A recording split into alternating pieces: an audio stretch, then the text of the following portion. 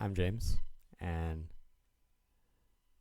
this morning I went kayaking with Charlie the dog, the namesake of the team, Charlie's Chinchous. I'll put in a couple photos here somewhere.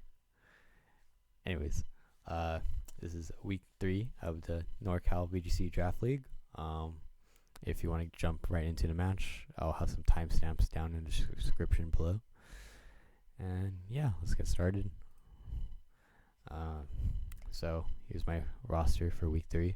It's the same roster. Haven't made any changes. Haven't felt the need to make any trades or anything. And I'll be going up against the Chaotic Kirlias this week. So here's their roster. It's Mega Dragonite, Mega Scrafty, Salazzle, Scizor, Mega Clefable, Hydrapple, Cofagrugus, Barbaracle, Diggersby, and Vanillux.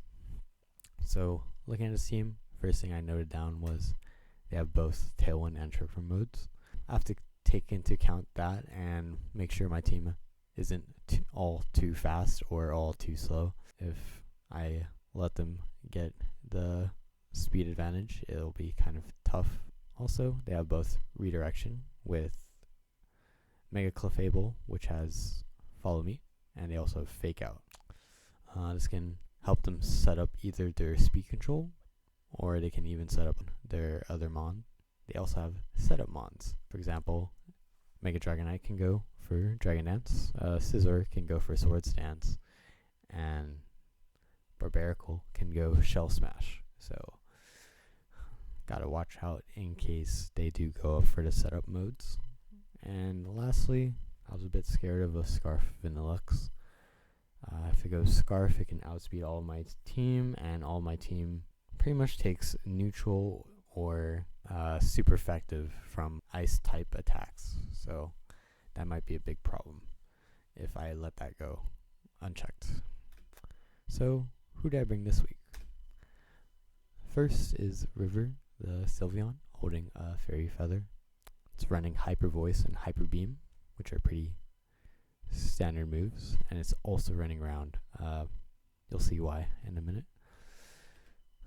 And secondly, we have Rotom Heat holding the Choice Scarf, running Electro Web for speed control, Thunderbolt for good single target stab damage, Overheat to help deal with the Scizor, and Trick, just in case either don't want the Choice Scarf, or I can trick an opponent using a status move to lock them into that status move. Third is Bagel, the Mega Pidgeot. It's running Hurricane, Heat Wave, and Round. Round is to hopefully catch them a bit off guard with the speed tiers. Since Mega Pidgeot should be faster than all their team, I could potentially get a Round off, for example, into their Mega Dragonite, break the multi-skill, and then Sylveon would be able to go next with Round and then deal a lot of damage. And it's running Protect. I'm not running Tailwind since I feel like I needed the Protect since Mega Pidgeot's so frail, and I thought Round would be more useful than Tailwind, especially if they go for a Trick Room mode. Fourth is Garchomp holding a Life Orb, pretty standard set. Dragon Claw, Earthquake, Rock Slide. Nothing too much to say here. And we have Empoleon holding the Chople Berry. I wanted to bring Empoleon in case they did want to bring Scrafty. Competitive might dissuade them from bringing it in, and since Empoleon would get 1 or 2 competitive boosts to its special attack, and it might deal a lot of damage. It's running a more supportive set, though, this week. It's running pretty much the same thing from last week. I really liked the Whirlpool Yawn set that was running. But instead of Helping Hand, I'm running Icy Wind for some more speed control. And Chople Berry allows Empoleon to live +2 close combat from max attack Scizor. And lastly is Mega Steelix. Running high horsepower, heavy slam, body press, and protect. With this combination of moves, it pretty much lets me hit all of the opposing team for at least neutral, if not super effective damage. And it's quite tanky. And if they go for the trickery mode, it's going to be slower than all of their team. So I thought Mega Steelix would be a good pick this week. That's it for my analysis. I'll see you in the match. Thanks for watching.